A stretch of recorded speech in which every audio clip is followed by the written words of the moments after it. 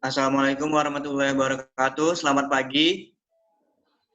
Pagi. Kami ingin mempresentasikan analisa hidrolika pada bangunan air. Saya Hafiz Ahmad Fauzan sebagai moderator dan penyaji 1, Fairuza Marhamah sebagai penyaji 2, Gilbert sebagai penyaji 3, dan Haris sebagai penyaji 4. Terima kasih kepada Bu Limilah yang telah hadir pada kesempatan ini, dan terima kasih juga kepada teman-teman sekalian yang menyempatkan waktunya untuk hadir pada pagi ini. Saya akan memulai presentasi. Analisa hidrolika pada bangunan air. Bangunan air adalah bangunan yang digunakan untuk memanfaatkan dan mengendalikan air di sungai maupun danau. Analisa hidrolika pada bangunan air bertujuan untuk menghitung kecepatan, debit, jenis aliran, dan ketinggian muka air. Jenis-jenis bangunan air, yaitu bendung, pintu air, waduk, embung, saluran irigasi, saluran drainase, talang, gorong-gorong, bangunan bagi, bangunan sadap, dan bangunan terjun. Selanjutnya, saya akan menjelaskan tentang salah satu bangunan airnya, yaitu talang. Talang adalah bangunan persilangan yang dibuat untuk melintaskan saluran dengan bangunan yang posisinya di bawah dari saluran seperti drainase, sungai, dan alur-alur alam lainnya. Di sini ada rumus untuk mengukur debit talang, yaitu Q sama dengan mu kali B kali H1 akar 2G kali Z plus V kuadrat per 2G. Bisa dilihat keterangannya. Oke, selanjutnya bendung. Bendung adalah bangunan yang dibangun melintang sungai yang berfungsi untuk menaikkan muka air sungai, menaikkan tinggi tekan, dan atau membendung aliran sungai sehingga aliran sungai mudah diserap dan dialirkan secara gravitasi ke daerah yang membutuhkannya dengan jarak saluran yang relatif pendek. Rumus untuk mencari debit di atas bendung yaitu Q sama dengan koefisien debit dikali 2/3 lebar bendung akar 2 kali gravitasi dikali tinggi muka air di hulu pangkat 2/3. Di sini bisa dilihat gambarnya. Selanjutnya akan dijelaskan oleh Gilbert. Bangunan gorong-gorong adalah bangunan persilangan yang dibuat untuk melintasi saluran dengan bangunan yang posisinya di atas dari saluran seperti jalan, jembatan, dan gedung. Di sini ada rumus untuk mencari Q-nya. Oke, di sini ada mu A akar 2 kali G kali Z, di mana Q sama dengan debit, mu sama dengan koefisien debit, A sama dengan luas pipa, G sama dengan persentase gravitasi, dan Z sama dengan kehilangan tinggi energi pada gorong-gorong. Jadi di sini ada tabel. Di tabelnya harga mu dalam gorong-gorong pendek. Di sini ada tinggi dasar di bangunan sama dengan di saluran. Tinggi dasar di saluran lebih tinggi daripada saluran. Bisa dibaca teman-teman. Saya kasih waktu untuk bacanya. Baik, saya Haryandarto akan menjelaskan tentang pintu intake. Pintu intake didesain untuk mengambil aliran air dari sumber dengan lubang pengaliran terbuka dan dilengkapi dengan dinding banjir. Contoh gambarnya bisa kita lihat di bawah ini. Next, rumus debit pada pintu intake yaitu berupa debit intake sama dengan mu kali lebar bukaan kali tinggi bukaan kali akar 2 percepatan gravitasi dikali kehilangan tinggi energi pada bukaan. Keterangan bisa kita lihat di bawah ini. Next, untuk nilai koefisien pada pintu air bisa kita lihat gambarnya. Seperti inilah grafiknya. Silahkan kepada Ibu Rumila. Ada yang ingin ditanyakan, Bu? Baiklah adik-adik, tadi telah menjelaskan presentasenya dengan judul analisa hidrolika pada bangunan air yang begitu ringkas dan tepat. Ada tadi yang menyajikan yaitu Fairuz, Hafiz, Hari, Gilbert. Dalam hal ini, karena ini kalian yang telah memberikan judul dan materinya, saya sebagai dosen pengampu kalian ingin bertanya dari penjelasan yang telah diberikan.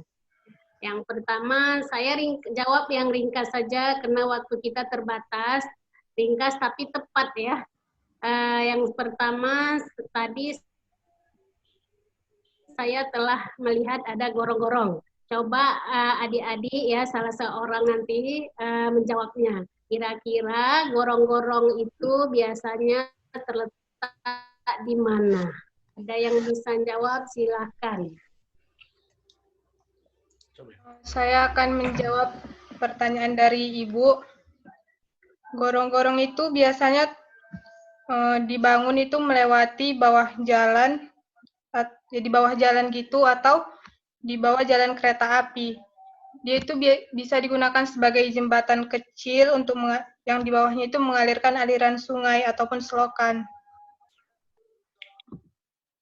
Jadi gorong-gorong itu biasanya terletak di bawah jalan, dia bisa berfungsi sebagai jembatan yang mengalirkan aliran sungai atau selokan, dan selain di bawah jalan, biasanya dia juga terletak di bawah jalan kereta api. Baiklah, sudah bisa lah 80% jawabannya.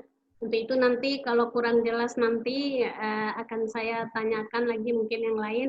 Baiklah, kemudian tadi ada juga yang menceritakan tentang pengaruh atau apa bendung atau pekerjaan teknik sipil, karena ini semuanya adalah pekerjaan teknik sipil, yaitu di bangunan air, khususnya bangunan air. Kemudian yang ingin saya tanyakan juga, ya mungkin penjelasan dari adik-adik, di antara adik-adik, seberapa besar pengaruh pekerjaan teknik sipil untuk bangunan air. Coba adik-adik sebutkan pekerjaan apa saja itu yang berhubungan dengan bangunan air. Nah tadi saya lihat ada itu ya, untuk pekerjaan teknik sipil, silahkan. Baik Bu, saya Harendarto akan menjawab dari pertanyaan Ibu. Jadi Bu, pengaruh teknik sipil dalam pekerjaan bangunan air itu sangat berpengaruh Bu menurut saya. Karena dalam pekerjaan bangunan air perencanaan dan perhitungannya harus tepat dan benar. Jika tidak, dampaknya akan fatal terhadap masyarakat sekitarnya Bu. Dalam cabang ilmu teknik sipil juga terdapat salah satu materi, yaitu materi hidrolika Bu, yang mempelajari sifat material air, tekanan air, gaya dorong air, dan sebagainya Bu. Dan untuk contoh pekerjaan bangunan air itu seperti pekerjaan pelabuhan, pekerjaan irigasi, pekerjaan bendungan, dan pekerjaan kanal. Seperti itu, Bu.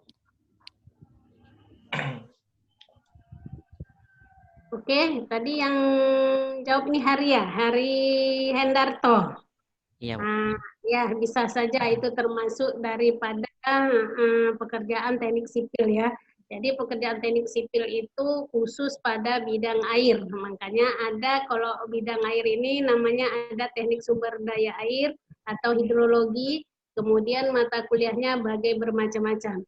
Baiklah, kemudian tadi ada juga saya lihat itu, apa tuh namanya, tentang jenis-jenis bangunan air ya, jenis-jenis bangunan air. Kemudian jenis-jenis bangunan air itu kan ada beberapa, misalnya talang, sifon, gorong-gorong, dan ada bendung. Saya ingin juga ya perlu penjelasan adik-adik ya tentang fungsi bendung itu. Jadi kalau kita lihat bendung itu kan untuk meninggikan muka air, ya. Kira-kira fungsi bendung itu untuk apa? Siapa yang bisa menjawabnya? Silahkan. Oke Bu, saya akan menjawab pertanyaan Ibu. Fungsi bendung itu sebagai berikut: irigasi, sebagai penyedia air baku, lalu sebagai PLTA, dan pengendali banjir Bu. Tadi sebagai irigasi itu pada saat musim hujan, air hujan yang turun di daerah tangkapan air tersebut sebagian besar akan ditampung sebagai pada musim kemarau air tampung tersebut Bu. Jadi gimana Bu ya? Dia sebagai cadangan lah Bu untuk berbagai keperluan antara lain sebagai irigasi lahan pertanian Bu. Nah di sini kan ada penyediaan air baku kan Bu. Di situ sebagai waduk penyedia air baku itu jadi waduk, Bu. Jadi untuk pengairan persawahan yang dimanfaatkan sebagai air minum di mana perkotaan saat langka dengan air bersih, Bu. Lalu jadi PLTA, Bu. Dalam menjalankan fungsi dalam PLTA ini, Bu, waduk dikelola menjadi bendungan dikelola menjadi kapasitas listrik yang dibutuhkan, Bu. Pembangkit tenaga air ini sistem pembangkit listrik yang biasanya terintegrasi dari bendungan dengan memanfaatkan energi mekanis aliran air. Adik-adik, maaf, siapa yang menjawab ini? Udah, silakan. Tadi sebagai PLTA kan, Bu. Jadi karena suatu sistem pembangkit listrik biasanya terintegrasi dari mekanis aliran yang memutar turbin diubah menjadi energi listrik menjadi generator, Bu. Nah, jadi ada lagi pengendali banjir, Bu. Pada musim hujan, air hujan turun dari daerah tangkapan air sebagian besar akan mengalir ke sungai-sungai dan akhirnya mengalir ke hilir sungai yang tidak jarang mengakibatkan banjir, Bu. Jadi itu merupakan fungsi bendungan tadi, Bu. Terima kasih, Bu. Sudah, Bu. Fungsi bendung tadi sudah dijelaskan, ya. Dalam penjelasannya bisalah saya nilai 85%. Tapi untuk itu nanti akan lebih jelasnya lagi bertemu yang secara pribadi atau secara online juga.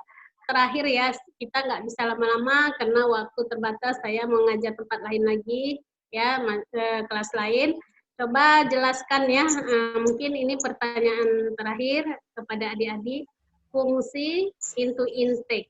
Coba adik jelaskan fungsi pintu intake itu untuk bangunan air. Silakan. Ya. Saya Pisamat Fauzan akan menjawab pertanyaan dari Ibu Rumila. Fungsi pintu intake pada bangunan air bisa digunakan untuk membendung sumber air yang bertujuan sebagai kebutuhan irigasi. Yang kedua, dapat digunakan untuk pengendali keluar masuknya air di suatu aliran sehingga dapat mencegah banjir terjadi. Yang ketiga, fungsi sebagai pembilas atau pencegah bahan sedimen kasar yang masuk kepada saluran irigasi. Itu beberapa fungsi dari pintu intake pada bangunan air. Baiklah, ternyata adik-adik tadi telah menyajikan materi analisa hidrolika pada bangunan air dan telah memberi penjelasan yang begitu jelas, walaupun singkat tapi tepat, dan beberapa pertanyaan telah saya berikan kepada adik-adik, mulai dari awal sampai akhir. Dan untuk ini saya mengucapkan terima kasih karena pembelajaran kita pada hari ini tetap terlaksana, dan hari ini adalah pembelajaran pertemuan yang ke-14 pada tanggal 13 Mei 2020. Saya tidak banyak lagi memberikan kata-kata karena kelas lain akan dilanjutkan dengan kelas lain. Baiklah, saya kembalikan kepada adik-adik. Semoga adik-adik pada saat ini ya dalam keadaan kondisi COVID-19, yaitu kita stay at home, tapi pembelajaran tetap berjalan dan kemudian kita tetap melaksanakan kegiatan-kegiatan sesuai dengan aturan-aturan yang telah ditentukan. Baiklah, terima kasih sekali lagi saya ucapkan, semoga adik-adik semuanya sehat dan tetap semangat. Amin. Baiklah, saya tutup, saya mohon diri. Assalamualaikum warahmatullahi wabarakatuh. Waalaikumsalam warahmatullahi wabarakatuh. Selamat siang. Siang, Bu. Bu. Yang Bu.